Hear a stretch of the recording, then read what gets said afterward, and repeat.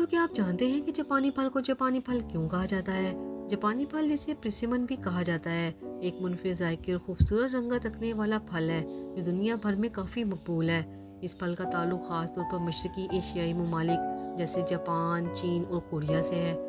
یہیں سے اس کا نام جاپانی پھل رکھا گیا ہے۔ یہ پھل بنیادی طور پر جاپان میں ہزاروں سال سے کاشت کیا جا رہا ہے اور جاپانی ثقافت میں اس کی بڑی اہمیت ہے۔ جاپان میں اسے روایتی خوراک کے طور پر بھی استعمال کیا جاتا ہے اور اس کا استعمال مختلف پکوانوں اور میٹھوں میں بھی ہوتا ہے۔ جاپانی پھل کی کئی اقسام ہوتی ہیں جن میں زیادہ تر کی مٹھاس اور ذائقہ دوسرے پھلوں سے کافی منفرد ہوتا ہے۔ جاپانی زبان میں اسے کوکی کہا جاتا ہے کیونکہ یہ پھل جاپان سے بہت زیادہ تعلق رکھتا ہے، اس لیے اسے عام طور پر جاپانی پھل کہا جاتا ہے۔